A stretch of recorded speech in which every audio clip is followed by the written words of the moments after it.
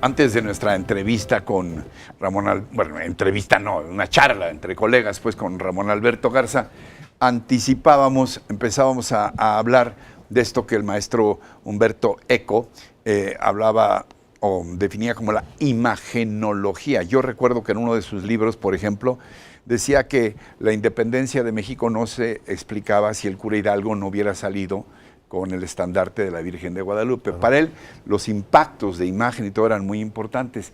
¿Qué les parecieron a ustedes estos candidatos de los que se espera no solamente capacidad, sino también liderazgo? Es decir, ¿qué transmitieron en cuanto a confianza, credibilidad, fortaleza, congruencia? No sé. Lo que proyectaron, creo yo, por ejemplo, en ese sentido. Si quieres revisarlos de uno. Sí, a ver, Ricardo Anaya, creo que transmitió mucha determinación al momento de hacer sus intervenciones, ¿no? Muy claras las ideas, muy puntuales de lo que traía en su guión. Creo que comunicó bien. Incluso ¿darías el primer lugar en el cómo? En el cómo sí, en la imagen sí, aunque quizás le falta un poco sonreír, porque de repente se ve un poco rígido, como niño bien aplicado y portado, que hizo muy bien la tarea, pero de repente pecó de rigidez. Andrés Manuel, yo creo que se ve muy confiado, como se le escucha últimamente y como le dan razón para estarlo las encuestas. 2 veces contestó con las encuestas. 2 veces respondió con las encuestas. Y dijo, pues por esto, ¿no? Creo que en ese sentido peca un poco de exceso de confianza otra vez. Creo que debió haber sido más contundente a la hora de responder ciertas preguntas, no haberlas dejado como en el aire, ¿no? Sin engancharse, sin enojarse, sin descomponerse, pero que sí le faltó contundencia a la hora de cuando lo atacaban, por lo menos decir esto y esto sí lo voy a contestarlo y contestarlo bien. Hablaba demasiado lento, ¿no? En ese sentido, no, como que no le dijeron, oye, aquí los tiempos son rígidos, y varias veces se comió el tiempo que le marcaban. Entonces, en ese sentido, creo que proyecta sí seguridad, sí confianza en que él puede ser el próximo presidente, pero también a veces un dejo de exceso de confianza, ¿no? Me parece que proyectó demasiada desesperación en el sentido de estar mencionando tantas veces a López Obrador. No había intervención en la que no dijera el nombre de Andrés Manuel López Obrador. ¿Crees que eso le restó tiempo creo que para eso sus propias propuestas? Le restó porque todos no sabes quién es él. O sea, lo decía y luego un poco de inseguridad al tener que estar diciendo en cada intervención, soy José Antonio Meade, ¿no?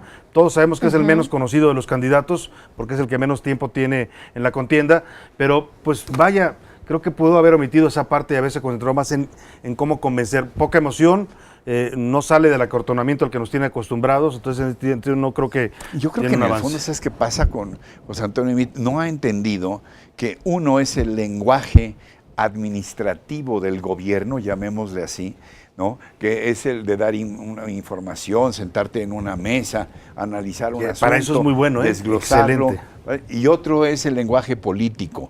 El primero atiende a la información, a los datos. El segundo atiende a la emotividad, ¿no? Eso es lo que a despertar emociones, a moverle la panza a la gente, las tripas, las entrañas. Sí, eso es lo que falta quién. Eso es lo que no logra. Margarita, por momentos la vi segura, por momentos bien, logró, como decía Ramón Alberto, posicionar algunas ideas, pero también perdía tiempo en estar teniendo que defender a Calderón. O sea, había como una contradicción entre defiendo lo que hizo mi esposo como presidente y al mismo tiempo decir yo tengo mi propia identidad. Creo que no aprovechó su condición de mujer, que la única en la contienda, que pudo haberle sacado más provecho.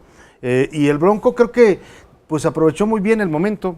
Fue el Bronco, pues vaya, es a lo que nos tiene acostumbrados, a las ocurrencias, a los dislates, y creo que al moche de manos lo hizo bien, a mochar las manos y vaya, fue el Bronco, creo que estuvo en su papel. Ahora, en cuanto a Margarita Zavala, esto que decías, exaltar que ella tiene su propia identidad, eso no, para nada significa pues poner distancia con su esposo y el gobierno de Felipe Calderón, que es lo que se le ha cuestionado demasiado, en demasía. ¿Qué tanto pues estas elecciones son un referéndum no solo del gobierno priista de Enrique Peña Nieto, sino también de los gobiernos panistas de Vicente Fox y Felipe Calderón, que en nada, bueno, todos criticamos, en nada han funcionado? Lo que sí hace Ricardo Anaya, en algún momento y durante todo el tiempo que tuvo oportunidad, dijo, estoy de acuerdo con que en el gobierno de Felipe Calderón aumentaron los homicidios, aumentó la corrupción, sin embargo, mi proyecto es independiente de esto que, pues de lo que se hizo durante 6 años. Ahora que mencionan ustedes eso, yo sugeriría con toda humildad que una de las cosas que podrían mejorarse para el siguiente debate, esto de los tiempos, que tengas 2 y cacho, y pero que de esos que te corten los dividas, 2 y medio dividas en 2 de 1 minuto, y que ya no te permitan usar ese mismo tiempo de que tú ya disponías para completar una idea, me parece un absurdo. Y sabes que yo creo que sería muy interesante que el INE obligase a quienes dan datos a por lo menos poner la fuente. Porque es muy fácil decir, no, autohalagarse, decir, en mi gobierno se hizo esto y esto otro, y aquí están las cifras. Oye, pues ¿quién te las hizo, mano? Tu hijito en tu casa, claro, ¿quién te las hizo? A ver, y lo mismo cuando haces un señalamiento, ¿no?, en sentido contrario, de decir, a ver, en tu gobierno pasó esto y aquí están los datos. Pues ¿quién lo dice? Veíamos ¿Quién ahí lo dice? una guerra. Yo creo que estaría obligado en línea a decir, a ver, todo el que dé cifras o estadísticas está obligado por lo menos a mencionar, para que no se quede en la memoria de quienes están escuchando y viendo un dato que a lo mejor es totalmente falso. Ya nos decía Ramón Alberto Garza, ¿no?, que dice el Bronco, en mi gobierno se hizo tal y cual cosa. Claro, ¿y cómo lo compruebas? ¿no? Dicen allá los leoneses que no es cierto. O había una guerra de cifras sobre cuánto había aumentado o disminuido la violencia durante el gobierno de Andrés Manuel López Obrador, como aquí en la Ciudad de México. Mientras Anaya les petaba que había aumentado el 88% en secuestros, él argumentaba que había disminuido 33%. Si ambos candidatos dan la fuente, o bien sus cuartos de guerra a través de redes sociales podrían proporcionar esta fuente, entonces ya el ciudadano tiene una fuente confiable. Yo iría hasta más allá. Que el INE estuviera obligado a sacar después un desplegado o alguna comunicación o algún boletín diciendo los datos que expresaron los candidatos, queremos hacer las siguientes precisiones. Según el Coneval, la cifra de pobreza es esta. Claro. Y no la que dijo tal candidato. Pues es el famoso fact-checking. Se usa mucho en Estados Unidos el contrastar los datos que se dicen en un debate y la veracidad de estas cifras o estos datos. Creo que es importante. Vaya, allá lo hacen a veces universidades o algunos grupos civiles. Acá tú lo propones que lo haga el INE. ¿Podría ser el INE que se lo encargara, por ejemplo, a la UNAM? Claro. Por ejemplo, a un grupo disciplinario, UNAM, o al TEC de Monterrey, o al Poli, o cualquiera de ellos, decirle, tú me vas a hacer un fact-checking y difundirlo de manera inmediata, porque también eso debe pesar en la percepción que tanto dijeron, lo que dijeron es verdad o son cosas dichas al calor del debate. En Estados Unidos se hizo en tiempo real justo en la última elección, en el último debate entre Hillary Clinton y Donald Trump, en tiempo real las universidades tuitearon si era cierto o no era cierto. En tiempo real, claro. A ver, vamos a hacer nuestro propio ejercicio en el sentido de qué fue lo que pasó. Esto lo hemos definido junto con Gerencia del Poder, que es una entidad que se dedica a estudios de carácter político, con Gerardo Orantes Jordán, director de Ciencia de Datos de la empresa consultora Gerencia del Poder. Este es un análisis cuantitativo de las intervenciones, propuestas y réplicas de los candidatos a la presidencia de la República en este primer debate. Es, por llamarlo de alguna manera, los sótanos del debate. A ver. Gerardo, buenas noches, te escuchamos. Hola Ricardo, buenas noches.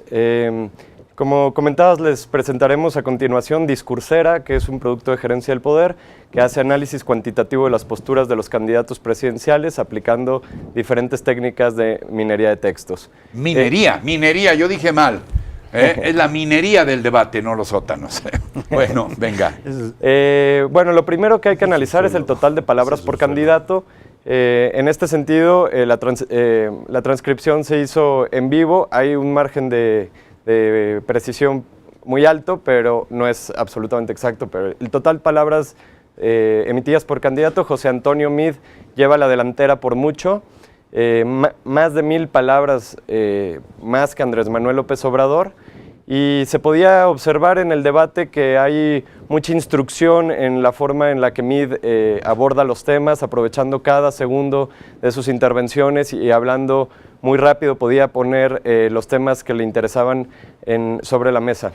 Jaime Rodríguez, vamos a ver que tiene muchas palabras por minuto, pero utiliza más o menos las mismas palabras, eso lo veremos a continuación, y palabras muy cortas, y tiene un propio estilo que le permite hablar más rápido. Ricardo Anaya también mostraba mucha instrucción al hablar, en un par de ocasiones se desperdició segundos, y eso lo hizo posicionarse como el tercer candidato. Y Margarita Zavala tuvo muy pocas intervenciones, y lo de Andrés Manuel López Obrador fue muy notorio, que hablaba muy lento en relación a los demás candidatos. Después presentamos una medida de diversidad léxica. Esto tiene que ver con qué tan diferente o qué tan variado era el vocabulario de cada uno. En el vocabulario de cada uno. Exactamente. ¿Cuántas palabras diferentes? Exactamente. Ricardo Anaya es el que lleva la delantera en este caso, y tenía un diccionario muy amplio, y sobre todo hacía referencias a temas puntuales que las otras personas que los demás candidatos no hacían. Él citaba el libro y abría su vocabulario para salirse del común denominador, que es el discurso político que todos más o menos manejaban. Jaime Rodríguez, como les comentaba, tiene el vocabulario más pobre según esta medida. Hicimos, por ejemplo, un comparativo con debates anteriores, desde 1994 hasta el del 2012, y vemos la diferencia entre oradores. Felipe Calderón es el que tiene la delantera, una instrucción increíble para hablar, más o menos 200 palabras por minuto, y sólidamente lo vemos en la longitud de la caja, que es relativamente angosta en relación a otros, por ejemplo, como Manuel Camacho, que de pronto hablaba muy lento y a veces muy rápido. Ernesto Zedillo es quien hablaba más pausado a lo largo de la historia de todos los debates.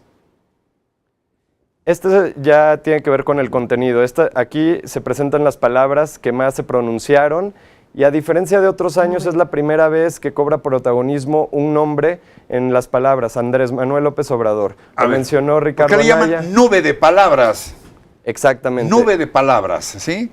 Es una expresión muy actual, te refieres a la nube. Es decir, ¿cuáles fueron las palabras que más se pronunciaron?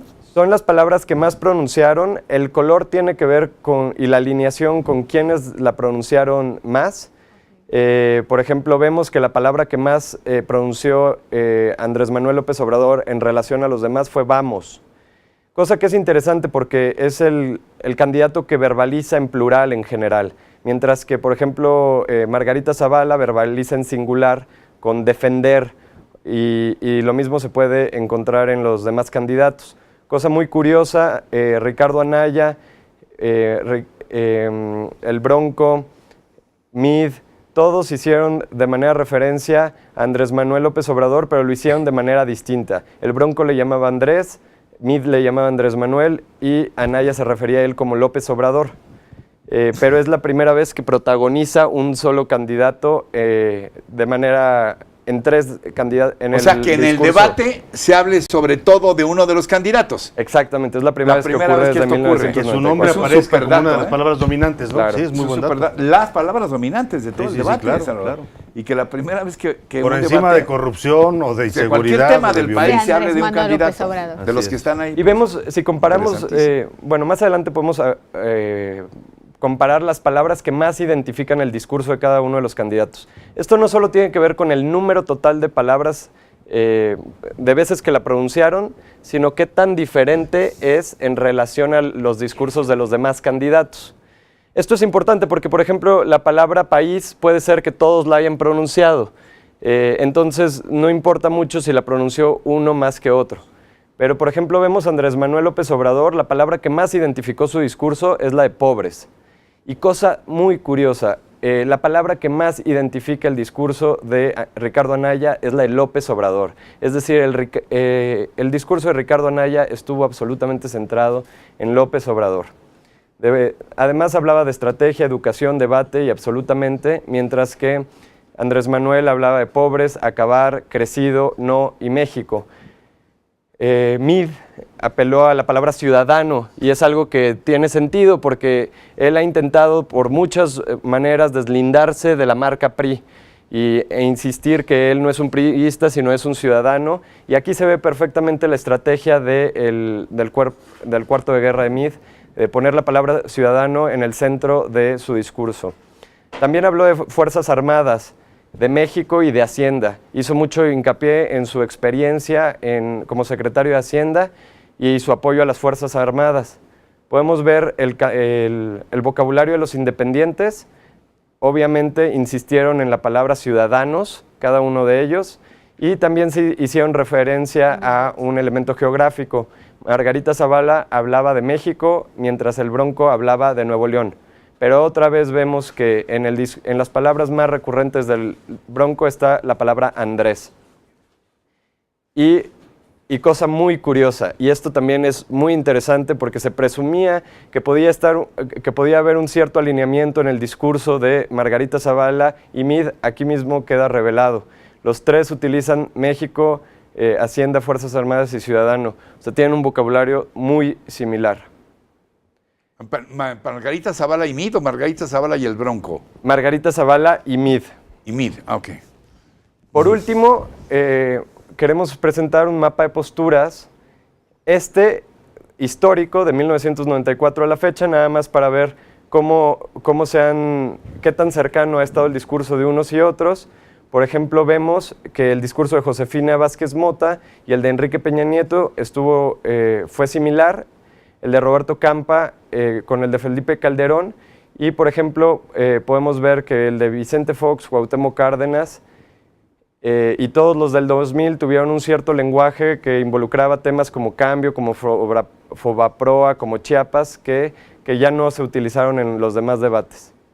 En este debate, que esta es la última lámina, vamos a ver las similitudes de la postura general en cada uno de ellos. Mientras más oscuro esté, mientras más cercano a azul esté, más fuerte fue el vínculo.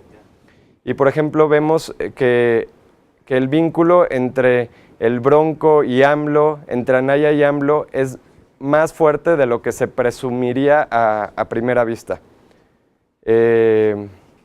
Básicamente con esto terminaríamos lo que es la presentación de Discursera. Discursera va a ser un análisis mucho más profundo en los días venideros, que saldrá publicado en diferentes fuentes, y esto se hizo en vivo, pero a lo largo de la semana estaremos detallando muchos análisis que tienen que ver con el contenido, con el estilo y con un comparativo de posturas tanto entre candidatos como entre debates a lo largo de la historia. Pues Gerardo Orantes Jordán, director de Ciencia de Datos de la empresa consultora Gerencia del Poder, que encabeza nuestro querido amigo Eduardo Robledo, a quien le mandamos un abrazo y gracias por esta colaboración. Créeme que ha sido muy interesante, Gerardo, ¿eh? Yo creo que es un ejercicio inédito el que han logrado ustedes, hombre, y en un tiempo récord, 35 minutos nada más, ¿eh? Sí, Ricardo, muchas gracias por la invitación. Estamos muy orgullosos del producto. Es la primera vez que se hace un análisis cuantitativo del debate en tiempo real, de un debate presidencial en México, y estamos muy gustosos de presentarlo aquí. Bueno, pues estaremos con nuestros espacios abiertos, Gerardo, para seguir abundando en ello. Muchas gracias. Gracias a ti, Ricardo. Gracias, hasta pronto. Y bueno, pues si quieres comprometer a Gerardo para mañana. Sí, yo te pediría, Gerardo, que nos acompañes mañana en la Ciudad del Mundo, aquí tempranito, si puedes, 7, 7:30. U 8. La verdad es que el análisis que haces es muy interesante, muy novedoso para lo que solemos ver en México después de los debates. Creo que es bastante ilustrativo de lo que vimos esta noche. ¿Sí? Si nos ¿Te acompañas, parece? encantado. Mañana. Con muchísimo gusto, aquí estaremos mañana con un poco más de información que iremos analizando a lo largo de la noche. Uy, para un analista político como Salvador García Soto, No, miren, datos. ya lo veo así, es como si le hubieran puesto un gran banquete a Salvador, así ya, No. ya degustándolo. Datos muy interesantes. Porque los datos así tan certeros Sí, así es. dan mucho pie para Mucho el pie para el comentario. análisis, sin duda alguna. Comentario final, a propósito, Vianey.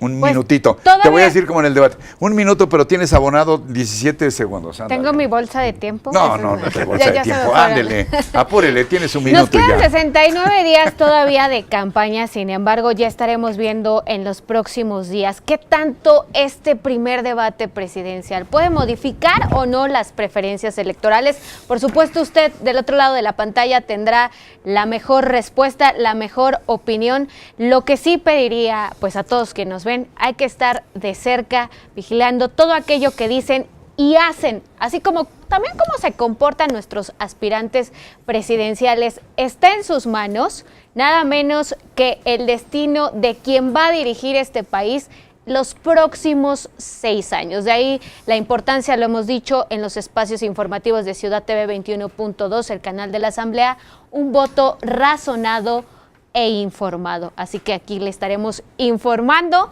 Y pues bien, la pregunta será si los demás contendientes podrán remontar lo que ya parece una victoria A ver, casi vamos, indiscutible, Vianey. Yo, A ver, se a le manera acabó de- su tiempo, señorita Vianey. A manera de resumen diría, A ver, no nos vamos creo- porque pues, también tenemos Sí. aquí límites. No creo que sea un debate que vaya a modificar tendencias, que creo que en todo caso lo que sí puede hacer, visto el desempeño que tuvo cada uno y lo que yo decía en resumidas cuentas, un López Obrador que se sale tablas, que se mantiene, que logra su objetivo de no moverse más allá de lo que él quería, una Anaya que creo que crece en este debate, y bueno, vamos a ver los sondeos, a ver si me equivoco o no, creo que es el que lo gana en cuanto a desempeño, un Mitt que pierde la gran oportunidad que tenía, quizás pueda ser la última, un Bronco que aprovecha bien su papel, y una Margarita que se mantiene ahí pero sin dar mucho color. En resumidas cuentas, creo que este debate lo que sí puede ocurrir es que confirme que esta va a ser una pelea solamente entre dos, y esos dos, vistos lo que pasó esta noche, serán López Obrador y Anaya. No se pierdan mañana nuestra primera emisión a partir de las 6 de la mañana con Salvador García Soto, Carla Pulido Y Alejandro Alfaro. Y bueno, y vamos a tener el análisis de esa minería que Sí. me parece muy interesante, va a estar muy sabroso, es algo que nadie tiene, de verdad se lo digo con toda modestia, y va a prestarse mucho al análisis, al comentario de nuestros compañeros el día de mañana. No se pierdan Ciudad TV en su primera emisión. Gracias por su atención, por su compañía y sobre todo, lo que más apreciamos, todos quienes trabajamos en este esfuerzo, su confianza en estos espacios. Muchas gracias, Ricardo, un placer. Salvador Vianey, Muchas gracias. gracias.